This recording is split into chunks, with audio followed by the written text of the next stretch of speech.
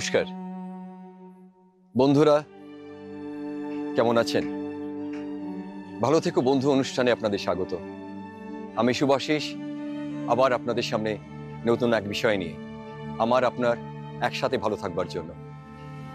আজকের বিষয় ভীষণ গুরুত্বপূর্ণ বিষয় একটা। নীরবতাই আমাদের আসল শক্তি। বন্ধু, আমাদের মুখের বাক্য, শব্দ আমাদের অবশ্যই শক্তি, কিন্তু এটাই একদিন আমাদের বড় শত্রু হয়ে দাঁড়াতে পারে, ভীষণ বড় শত্রু হয়ে দাঁড়াতে পারে। সম্পর্কের অবনমন ঘটে আমাদের মুখের বাক্য থেকেই। পৃথিবীর সব থেকে বড় ধারালো অস্ত্র হলো আমাদের জিহ্বা।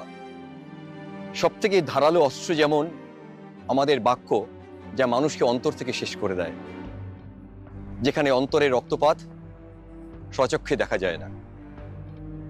জানতে হবে কোন কথাটা কোথায়, কখন, কাকে, কোন অবস্থাতে, কোন অবস্থার পরিপ্রেক্ষিতে বলা উচিত।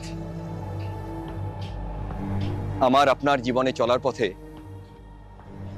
পরিস্থিতি এমন অনেক এসছে, একটু পিছন দিকে তাকালেই হয়তো আমাদের মনে পড়বে আমরা পরবর্তীকালে ভেবেছি এই কথাটা বোধহয় আমি তাকে না বললেই পারতাম। আমরা যদি ঠিক কথাটা ঠিক মানুষকে ঠিক সময়ে ঠিকভাবে বলতে পারি, তাহলে হয়তো আমাদের বাক্য বিনিময়টা সার্থক হবে। আর যদি উল্টো হয় বা উল্টোভাবেই বলি, তাহলে এর পরিণাম কিন্তু ভয়ঙ্কর। সম্পর্কের অবনমন, সম্পর্কের দূরত্ব, সাথে কিন্তু মনোমালিন্য সৃষ্টি হতে পারে। স্বাস্থ্যকর নীরবতা একটা সম্পর্কের মধ্যে দুর্বলতা ও স্বচ্ছন্দের স্তর দেখাতে পারে।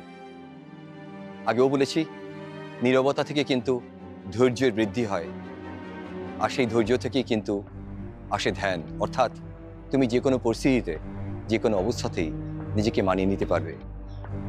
হতে পারে কখনো কখনো আমরা অনেক কাছের মানুষের কাছ থেকে এমন কিছু কথা শুনি যেটা আমাদের বিধ্বস্ত করে দেয়, দগ্ধ করে দেয়, বিনিদ্রায় দিন কাটাতে হয় আমাদের। কিন্তু আমাদের ভেতরে যদি সেই মানসিক শক্তিটা থাকে, এর আগেও আপনাদের বা তোমাদের অনেক এপিসোডে বলেছি যে আমাদের মানসিক শক্তির উন্নতি করতে হবে, আমাদের ধৈর্য বাড়াতে হবে, তবে আমাদের পুরনো যে সম্পর্ক ছিল সেগুলো আমরা দীর্ঘদিন ধরে, জীবন ধরে আগলে রাখতে পারব। বিশেষ করে এই যাবৎ এখনকার দিনের ছেলে মেয়েদের ধৈর্যের একটা বিরাট সমস্যা। দেখবে আমরা প্রায়শই দেখি আমাদের যে বন্ধুত্ব বা যে সম্পর্ক, সেটা ভালোবাসার ক্ষেত্রেও হতে পারে, সাধারণ বন্ধু বান্ধবের ক্ষেত্রে হতে পারে, স্কুল কলেজের বন্ধুদের ক্ষেত্রে হতে পারে। আমরা কিন্তু খুব বেশি সময় ধরে সেই সম্পর্কগুলোকে টিকিয়ে রাখতে পারি না। সবকিছুই কেমন আর্টিফিশিয়াল হয়ে গেছে। ছোট্ট একটা কথা আমরা মনক্ষুণ্ণ হয়ে যাই, আমরা পার্সোনালি নিয়ে নিই, এবং তার থেকে আমাদের সম্পর্কের অবনতি ঘটে। রাগ, অভিমান, দুঃখ আমাদের জীবনের সম্পর্কের কিন্তু অবনমন ঘটায়। আমরা যখন রাগের মুহূর্তে কোনো কথা কাউকে বলি, আমরা মনে রাখতে পারি না বা ভাবতে পারি না আমরা তাকে সেই মুহূর্তে কি কথাটা বলছি। সেটা অভিমান থেকে হতে পারে, রাগ থেকে হতে পারে, উত্তেজনা থেকে হতে পারে। আর এই রাগ, অভিমান, দুঃখ, উত্তেজনা আমাদের মুখের থেকে যে ভাষা বার করে, পরবর্তীকালে আমরা যখন ভাবি তখন কিন্তু আমরা সেই কথাটাকে ফিরিয়ে নিতে পারি না। যার জন্যে ইংরেজিতে বলতেই বলে যে once the words is out of your mouth you cannot take it back। যে কোনো শব্দ যখন আমরা ব্যবহার করব, যার ক্ষেত্রেই হোক, খুব দুঃখের সঙ্গে বলতে হচ্ছে বর্তমান যুগে অনেক পরিবারে ছোটরাও বড়দের সঙ্গে যে ধরনের ব্যবহার করে, খুবই দুঃখজনক। আমরা যারা পশ্চিমবঙ্গবাসী, ভারতবাসী, রাজনৈতিক প্রেক্ষাপটে এটা আমাদের কাছে খুব দুঃখজনক। রাজনৈতিক মঞ্চে দাঁড়িয়ে, বুদ্ধিজীবীরা মঞ্চে দাঁড়িয়ে ইদানিংকালে যে ধরনের বাক্য বিনিময় করে, সেটা কিন্তু নতুন প্রজন্মের কাছে খুব একটা ভালো বার্তা দেয় না। আমাদের ভাবতে হবে, আমরা যারা সুস্থ সংস্কৃতি সম্পন্ন মানুষ, পরিবারে মা বাবার সান্নিধ্যে বড় হচ্ছি, আমরা যে শিক্ষাটা পেয়ে বড় হচ্ছি, আমরা সেটাকে কাজে লাগানোর চেষ্টা করব। পারিপার্শ্বিক পরিস্থিতি আমাদের যাই থাক না কেন, আমরা যেন কোনোভাবেই তার শিকার না হই। রাজনৈতিক মঞ্চে ইদানিংকালে নানান রকম ভাষা শুনতে পাই, বাকযুদ্ধ শুনতে পাই, কিন্তু এই ভাষা সন্ত্রাস আমাদের জীবনের বিভিন্ন রকমভাবে খারাপ বই ভালো করতে পারেনি। তাই তোমাদের কাছে আমার তরফের থেকে, এই ভালো থেকো বন্ধুর তরফ থেকে একটা অনুরোধ থাকবে, তোমরা আগামী দিনে কোনো পরিস্থিতিতে, যে কোনো পরিস্থিতিতেই হোক না কেন, তোমাদেরকে ভাবতে হবে কোন কথাটা কাকে কিভাবে বলবে। সেটা তুমি তোমার গার্লফ্রেন্ডকেই বলো, তোমার খুব কাছের বন্ধুকে বলো, তোমার আত্মীয় স্বজনকে বলো, স্থির থাকতে হবে। চেষ্টা করো সুস্থ মনে কথা বলতে।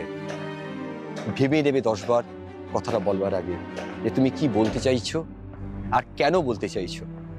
যদি একটু কটু কথাও বলতে হয়, একটু রাগগ্রস্ত ভাবেও বলতে হয়, বলতে পারো তুমি, কিন্তু পরবর্তীকালে সেই মানুষটা যেন বোঝে যে তার প্রতি তোমার প্রেমও রয়েছে, তার প্রতি তোমার ভালোবাসাও রয়েছে।